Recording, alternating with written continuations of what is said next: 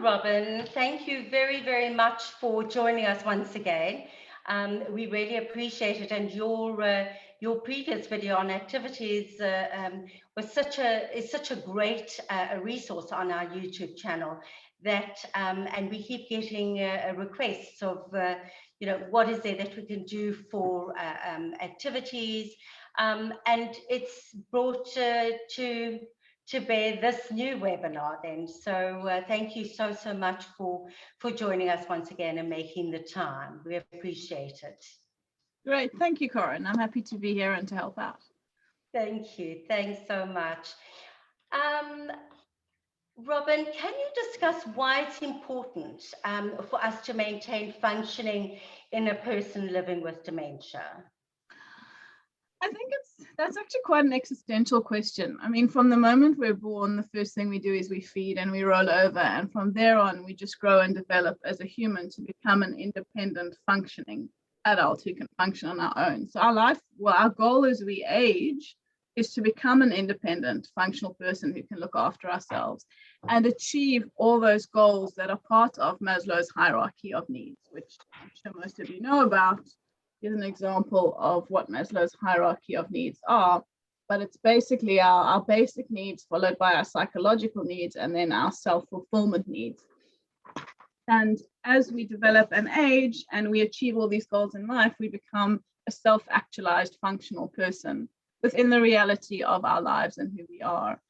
And as we age, both physically and cognitively, dementia is our biggest example, we can start to deteriorate in terms of our ability to function. And that takes away our ability to be able to be the self-actualized person that we are.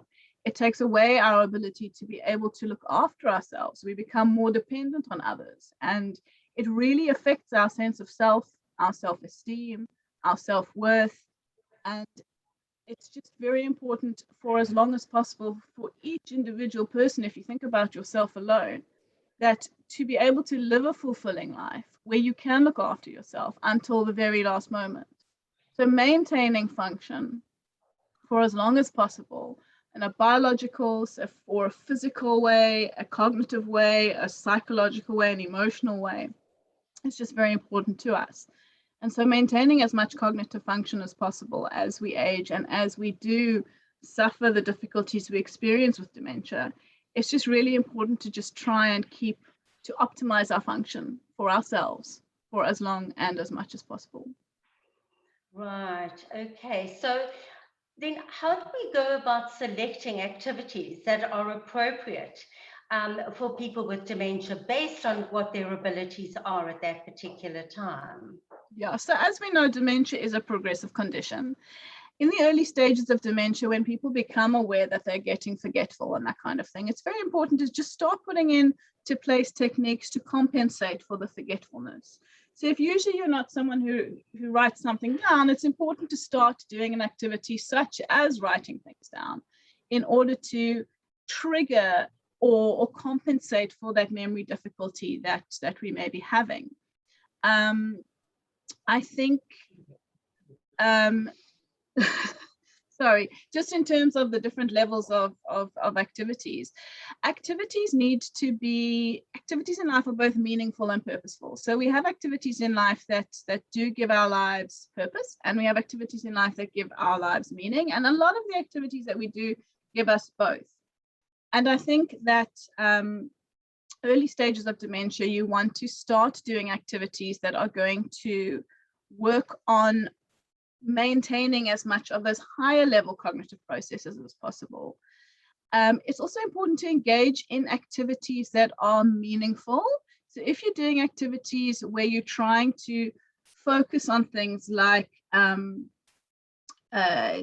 you're improving short-term memory, or not improving necessarily short-term memory, but working on maintaining short-term memory and those kind of things, it's important to engage in activities that the person enjoys. So for example, there's no real help in doing an activity that someone doesn't enjoy or previously weren't engaged in, because to try and get someone to start enjoying a new activity that they've never liked their whole lives, such as if someone has never enjoyed doing jigsaw puzzles, and you introduce that as an activity, you're not going to get very far with that because it's not inherently something that that person does enjoy. So I think it is important that we select activities, A, that the person enjoys, and B, that they can participate in. So it's often very much trial and error. Firstly, identifying what activities they enjoy, and then seeing how they participate in the activity. If the activity is too difficult for them, or it's way too frustrating for them, then obviously that's not a good activity for them to do. And then you need to try and find another activity that they do enjoy. If they enjoy the activity, but it's very, very difficult for them, there needs to be a way to downgrade, or we need to consider ways to downgrade the activity so that you're still achieving goals with them, you're still challenging them, but they're also still enjoying that activity as well.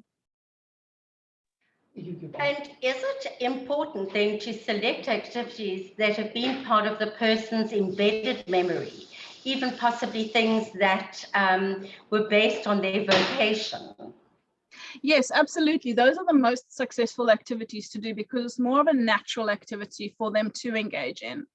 So like I mentioned with the jigsaw puzzles, it's, you're not going to start something like knitting or sewing with someone who's never enjoyed that kind of activity. You're not going to necessarily start doing Sudoku with someone who's been more of a language person, or you're not going to do word games with someone who was necessarily an accountant. You might find someone, let's say, who was a lawyer, enjoys the word games more than they enjoy the number games. And I call them games, they're actually activities. Games and activities are kind of interchangeable. Games, we use a word really as more for fun, whereas activities tend to have purposes and goals. But very often the activities that we do are actually games. So I think it's very important to take what that person liked and enjoyed and made them who they are. If they're an artistic or a musical person, it's good to bring those kind of activities into their kind of cognitive activity, focused cognitive activity time, and people will tend to get a lot further with that. Also bear in mind, short-term memory tends to go first, and long-term memory kind of remains for quite a while. So also a lot of our long-term memory activities are really meaningful to us, and it triggers a lot of positive emotion as well. We know that mood disorders and cognitive disorders kind of go together. So we do know that someone who's really low in mood struggles with motivation to do things, or people who are really low in mood or are anxious, their cognitive ability, their memory, their attention, their concentration, their problem solving tends to get worse as well. So if you can engage in activity that improves mood, you will probably find that their functional performance cognitively is more optimized through those type of activities. So if we had to say the environment that is created through activities and doing activities and engaging in activities, how important is that environment? The environment is very important. As an occupational therapist that works with people with dementia, I will never see someone outside of their own environment for an OT session. And the reason for that is the person in an environment where they're comfortable and they're familiar with and that they know, especially with someone who has dementia, they tend to perform better. It's also a more realistic environment in which to engage people in activities, because that is their day-to-day reality. Often taking someone out of that environment increases stress, and then as a result, as we said with mood, it decreases their functional ability. So I think it's important to, when you're doing focused activities with a person with dementia, is to have them in an environment that's comfortable for them. And usually it is their own environment or a familiar environment to them. Physical activities are also very important as well. We also want to maintain a person's physical functional ability. In that situation, you would take someone outside of their physical environment. If you are, and socially as well. So if someone is going into a different environment, it can be very, very stimulating, and it can be great for the emotion as well, provided you're not putting the cognitive demands on them as well. So taking someone for a drive, or when the COVID situation is a lot better, taking someone out for a coffee, or to bring a few people together for a coffee in that kind of social situation, that's a wonderful thing to do. Taking someone for a walk in an environment that's familiar to them. So if they are on the West Coast and they love the Bloberg beachfront, or they are in the southern suburbs and they like the Greenbelt, or the Takai Forest or Musenberg, it's great to take people into a different environment for that physical stimulation.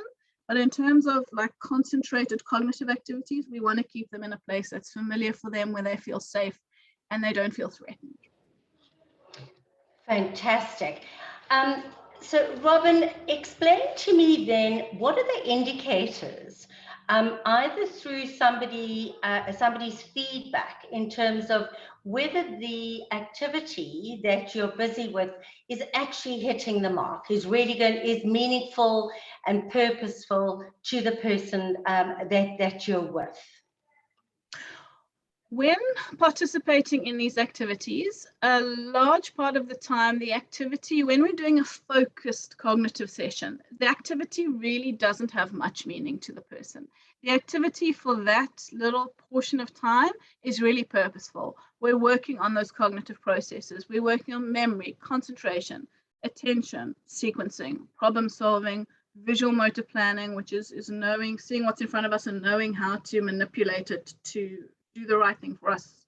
In the grand scheme of things, it's like being able to maintain the ability to know how to wash yourself and dress yourself. That's what visual motor planning really feeds into. I think when you're doing these like concentrated sessions, it's very important to be able to read the person. You can tell when someone is becoming frustrated. The activity does need to push the person a little bit. So we want to also work a little bit on frustration tolerance as well. But when someone's becoming despondent, if they're not wanting to do the activity, if they're getting angry or they're getting frustrated, it's a good idea to chop and change the activity throughout the session. I can do, for example, an hour-long session with one person in which we do 6, sometimes 7, maybe even 8 different activities, just depending on the areas we're working on, so the goals of the activities, but also the person's ability to A, stay focused, and B, want to participate in that activity, so we know they're getting as much as possible from the activity. Some people, even with advanced dementia, if it's an activity they really enjoy, and even if you're pushing them to their frustration level, they can actually participate in one activity for a longer period of time. But it is important just to kind of read the emotion of the person. And if you can see they're getting frustrated, or they're losing focus and they're not really wanting to participate and they're looking away, it's a good idea then to stop that activity or finish it up and then move on to something different. Also, that maybe works on a different area of cognitive function. So if you were just doing a memory activity, it'll be nice to maybe do a problem-solving activity or just a concentration activity, just to chop and change the area that you're working on. One of the questions that we very, very often get asked by family members and carers is, based on the different stages that the person is at, what is the optimal time that should be spent on an activity, depending on the stage of dementia that they're at? That is a very interesting question. So we say that adult concentration span is roughly 45 minutes to 50 minutes. So you'll see that school lessons, university lectures, most hopefully webinars and Zoom sessions are kept to a period of about 45 minutes, maximum an hour, because after that we kind of tend to get a little bit disinterested, lose a little bit of focus, and actually need to just have a bit of a mental breather from what we're taking in. So for someone who's a high functioning person, who's starting to exhibit difficulties linked to dementia, you can try and get them to engage in activities for about 45 minutes to an hour.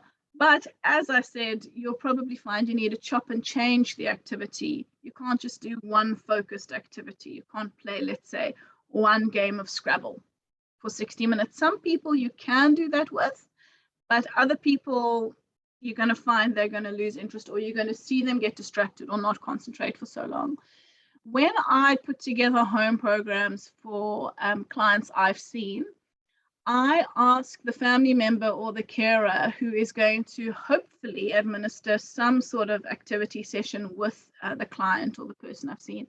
I ask them to start off doing about 20 minutes of cognitive-based activities with that person per day, and kind of seeing if they can build it up to maybe half an hour, even to 45 minutes. But I try to ask people to aim for at least 20 minutes in which they are doing cognitive activities with the individuals so that they can actually really get benefit from it. But as I say, within those 20 minutes, you might end up doing 3 different activities. Or if it's something they love, it might just be one activity, and really try and build it up from there. The other thing is, in terms of times of day in which to do activities with people, I find that people with dementia respond best in the kind of like the late morning through to the early afternoon time of day. So once they've had breakfast, they've had their wash, they've settled down for the day, it's a great time to start doing activity. So maybe 9-10 o'clock onwards in the morning. From about, I would say about 3, sometimes 4 o'clock in winter, or 4 or 5 o'clock in summer. Generally, we see that sundowning effect with a lot of people with dementia, where they can sometimes get a bit agitated and less focused, and you won't achieve as much. So I recommend to either slot in a 20-minute session late morning or early afternoon, or even if a person is receptive to it and they'll do it, if you can do 20 minutes in the morning and in the afternoon, that would be fantastic for them as well. Fantastic. One of the other questions that we very, very often get asked is it advisable to draw up some kind of formal activity schedule so that it's there, anybody can follow it, it's done for, as you say, for starting at 20 minutes, etc., etc. But I think it's something that's structured. What do you think about those kind of structured, formalized activity times? I think structure and a plan for the day is probably one of the most important and the most beneficial way to maintain function for a person with dementia. It's very important to be able to predict what the day is going to look like and to know what lies ahead, and then also to be able to reflect back on it at the end of the day.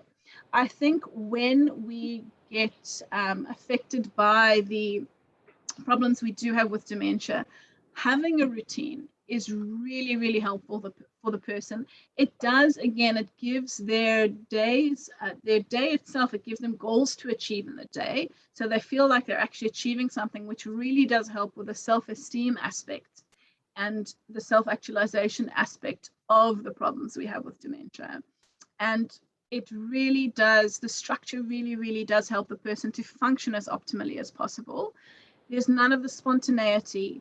They know what to expect. It is important that you're not doing the same activity, 1 or 2 activities with the person every single day, because we'll all get bored if we're doing the same activity every single day. So it is nice to have, maybe 3 or 4 activities that you rotate through on a daily basis, that or even every couple of days, doing these different activities just to add variety, as well as it gives us the variety of the different areas of cognitive function that we're working on, because not all activities that you do are going to necessarily address all the areas of cognitive function we're trying to maintain or slow down the progression of the deterioration in. So it's great to have that variety of activity, but it's good to have those structured times when the activity is going to occur. And that goes for physical activity as well. If you're adding in a 20-minute session of going for a walk every day, it's good to have that person know what time of day, that expectation there. It also does give the person a sense of orientation to time.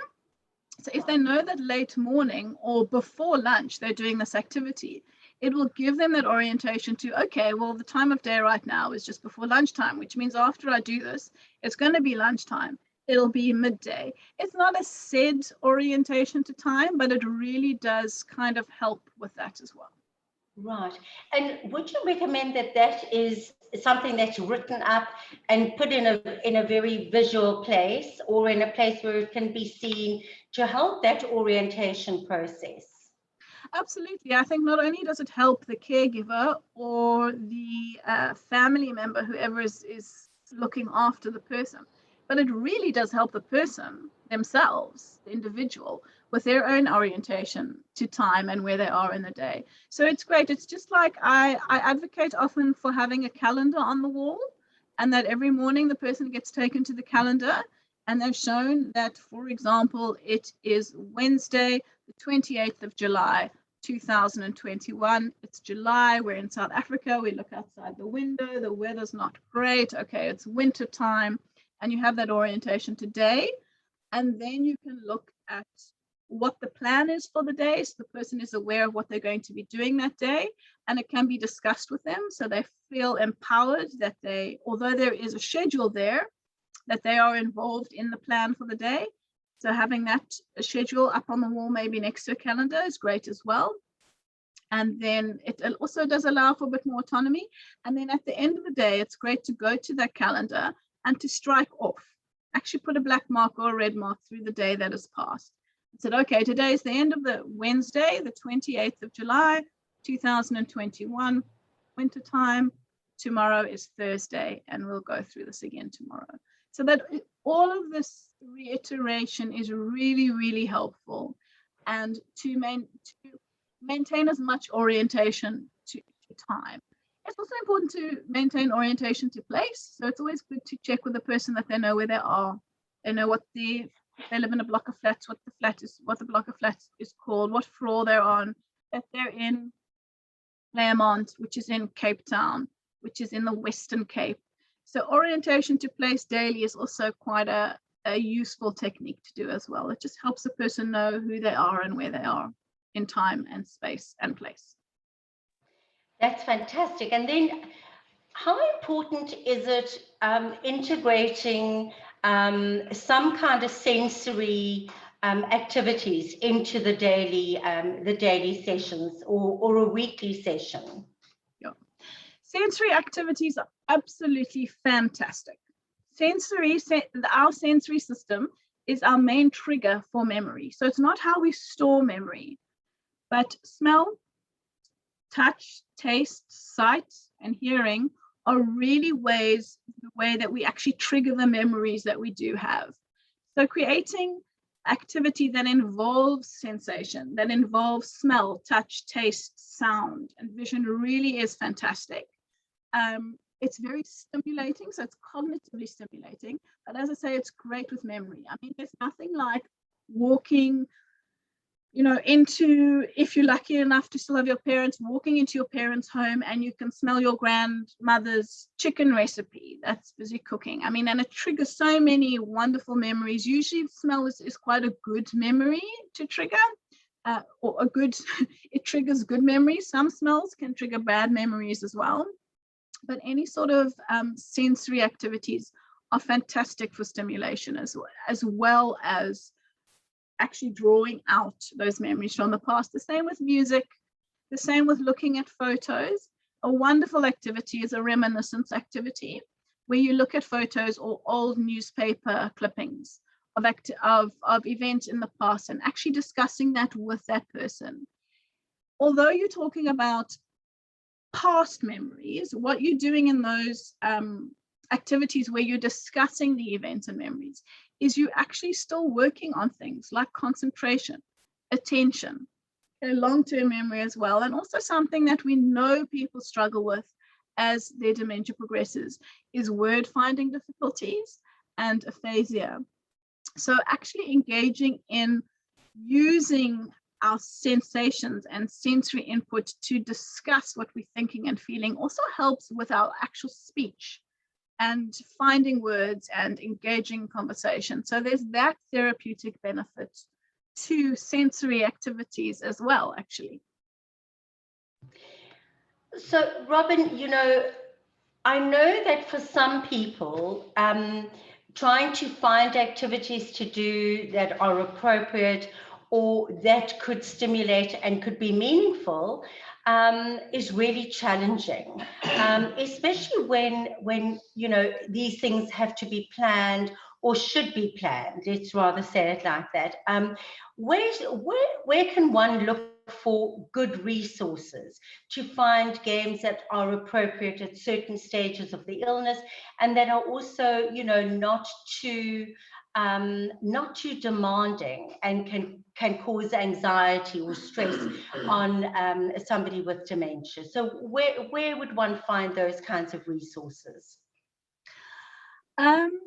I think ideally you would want someone to be assessed by a professional who is, you know, such as yourselves at Dementia SA or myself as an occupational therapist or other occupational therapists or social workers who work with adults with dementia or cognitive difficulties, just to get an idea of where that person is sitting at in terms of the baseline, so what their baseline of their cognitive function is, so that they can recommend the types of activities to do with people. A lot of time it is trial and error. As you mentioned earlier in the session, starting off by engaging in activities that are previously of interest for that person is a great way to start off identifying which activities to do. So that's always a good start. The thing to do is, something to think about is, if you're doing activities earlier in the day, we want to do activities that are going to be quite stimulating, that are going to be quite kind of uplifting and like enlivening for people. So you want to do those type of activities that are going to challenge people and make the sparks fly and all those exciting cognitive activities. Whereas later in the day, nearer to the end of the day, you might want to engage in more calming activities or more mindful activities. So if you're doing an activity later in the day, something like jigsaw puzzles, adult coloring in, mosaics with stickers, any sort of kind of calming sensory activities, whether it's not playing, but using Play-Dohs or different sensations of your hands in rice or raw rice, or those kind of massage and sensory activities are quite nice at the end of the day because it's calming and it's mindful and it's not overly stimulating for the person. And earlier in the day, you do the stimulating activities for them. What the best way to start it is to think of lots of the activities that we do as children. We call them games, but there are activities as well. What the activities we do as children is to develop our cognitive processes.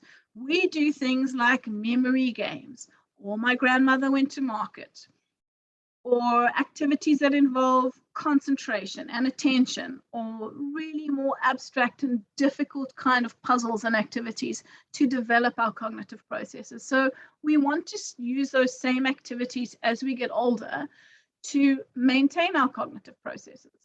So things like, if someone previously was a bridge player and now they're struggling to play bridge, you can try and see, well, okay, they can't do bridge anymore. How about we do still a challenging card game like Patience, or Solitaire, as it's called as well.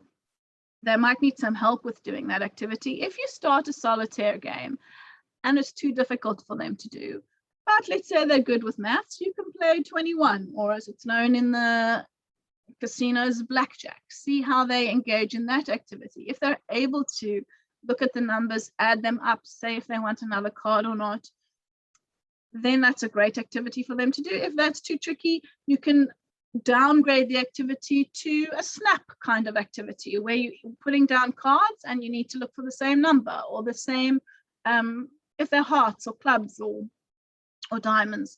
So you can kind of look at the activity they were previously doing, try and engage them in that activity. And if they can't quite do that activity, downgrade it a little bit as well. For an activity like a word search, for example, that is something that you can do together. So word search is when you have a box of just different letters and you have a list of words at the bottom and you need to find those hidden words in those jumbled up letters. If it's too difficult for the person, you can start by just looking at a top row and seeing, can we find any of these words in row 1? No, and you go down to row 2, row 3, row 4. So by downgrading an activity that someone is familiar with, you can find that sweet spot where they're engaging and where they're being stimulated by the activity, but also they're able to do the activity at a level that is right for them. But as I say, that the best way to kind of find out what that level is to start at is just to have at least a once-off assessment. So someone who knows these activities can at least put together a guide for you, and then you continue those activities and downgrade them as you find the dementia does progress. That's fantastic, and that's very, very helpful. And Robyn, are people able to email us, and we can pass emails on to you, in terms of that kind of assessment? How should we, yeah. I think what's helpful, if someone would like me, for example, to come in and assess their relative, if they can contact you, you can kind of just send me their information if they're comfortable with that, or they can contact me themselves. They can call me. If I don't answer, please leave a message on voicemail, because I don't respond. I don't call back missed calls. So they can call me themselves. If they'd rather just go directly to me, they can email me. If they want to, they can even WhatsApp me to say, when can we talk about this? And then we can take it from there. So Robyn, would you give us your email address, please? Sure. My email address, I'm going to actually give you my personal one, because I find I access it the most frequently.